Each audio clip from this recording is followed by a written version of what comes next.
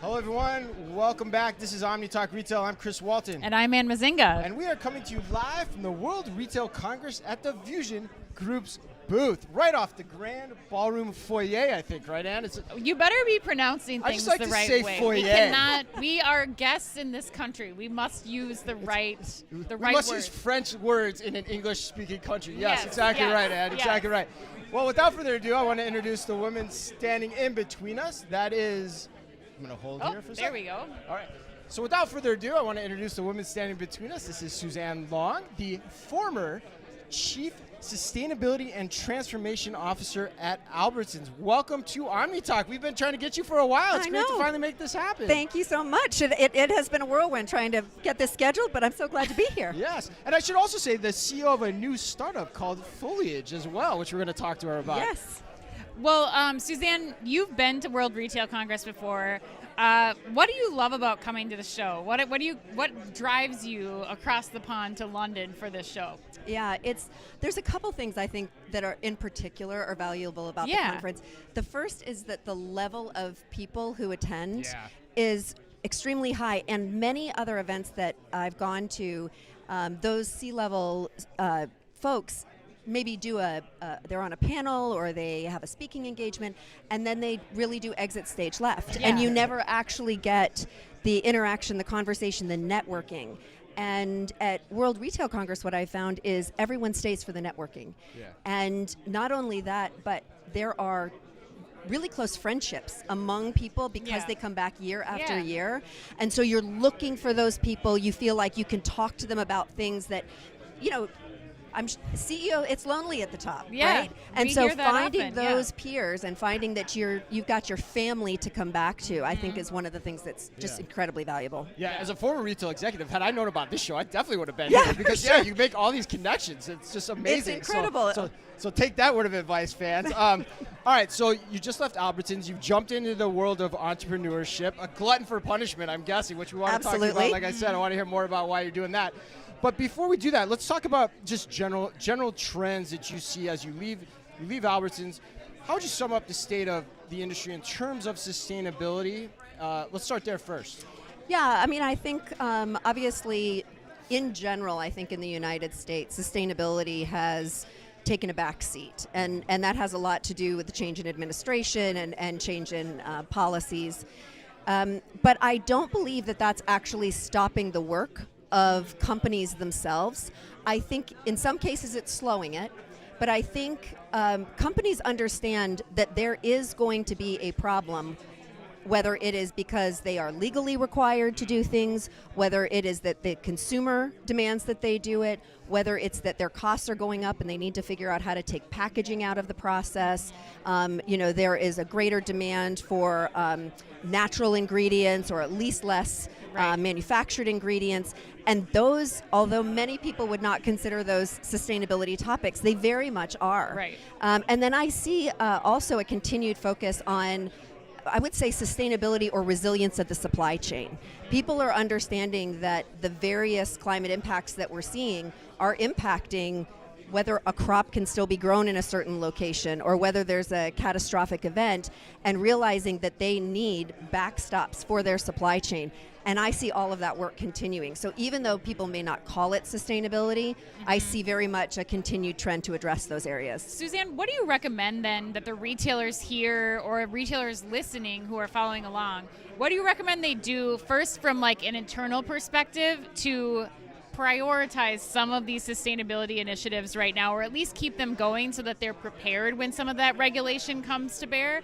And then how would you recommend that they communicate that to the consumer as well? Yeah, well, I think it really depends on which retailers you're talking to, right? Sure. So in the Europe and parts of Asia, even parts of Northern Africa, this is already a known topic and one that is important and it's not new. People believe it's already got to be as part of your business strategy. Yeah.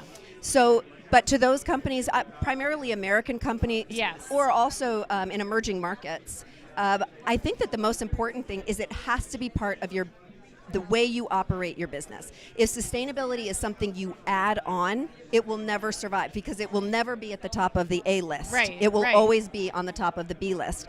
unless it provides business benefit in some other way. So for example, if you take plastic out of your packaging and you have less packaging in general, it's less cost and it's better for the environment. If you can find ways of wasting less food as you produce it, it is better for your bottom line and it is better for the planet. So I think there's all of these instances where people think these two things are disconnected, but really if you're doing it and it's better for your business, there's a lot of ways in which it's better for the planet and the people who live on it. But it has to be connected to some kind of ROI or some kind of savings in order to absolutely like, see a future. Yeah. And I think the topic of resilience is particularly important because when we look at where crops are grown and livestock and different issues, affecting our food, we need to make sure that we have ways of backing that up. We saw that during COVID. We saw that during the flu that hit the bird population in the U.S. and the price of eggs. So we really need to take it seriously. Right.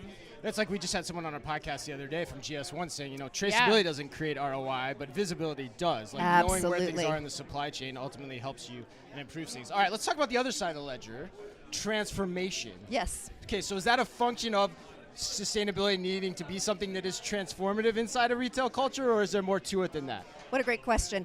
Transformation, as we saw it in the job that I had, was really about transforming the culture of the frontline workforce. Oh, that okay. Employee engagement is going to continue to be a way that we can deliver a level of service and engagement for our customers that many of our online competitors could never provide. Right. You can order something from Amazon. Good luck trying to find a person to talk to you. Right. You can have something dropped off at your door through a delivery service, but they don't necessarily know that your kid is having a birthday and finding some other way to help you celebrate, or that you like the meat cut a certain way and that you've come in week after week for years. Right. And that in many cases, a grocery store is the only interaction that some people have with another person in the course of a day. Yeah. And the thing is, we all have to eat. It is the great denominator. Right. So the idea of engaging your workforce so that they stay and that they treat each other and your customers in a way that your customers will never think about shopping somewhere else, that's transformation. Wow, I did not expect you to go in that direction. Yeah. I Wow, know, that's most wild. people don't. Wow, so gosh, you had a lot under your umbrella then in your former role. Okay, so did. I made the joke you're a glutton for punishment. I guess you are, kind of in a way. So why now the pivot to doing your own thing? Yeah, well, I mean, I had a great gig going. I mean, I worked for Albertsons for 18 years. 18 it was years, a fabulous company in many different roles. But I have had an entrepreneurial itch for about 6 years. I had an idea, and I kept thinking in 6 years it would go away, but I now just feel I have to scratch it. It's like been a little puppy following me around, nipping at my heels. We know the feeling. We'll exchange stories after. Yeah. Yes, and I am hitting a new decade in my life this coming month, and I had a college professor who's a dear, dear friend of mine say, what's going to make the next decade of your life better than the last decade of your life? And there's always a knowing that you have aging parents, knowing that your health may not improve, knowing that you have kids in high school and you can't move, whatever your knowing that is, right? And so I had to consider that. And he said that the last 30 years of his career made the first 30 years of his career seem insignificant. Wow. And it made me think, what if I'm just getting warmed up? What if we're all just getting warmed up right at the age where we start talking about retirement could actually be the launch for something else, a reinvention.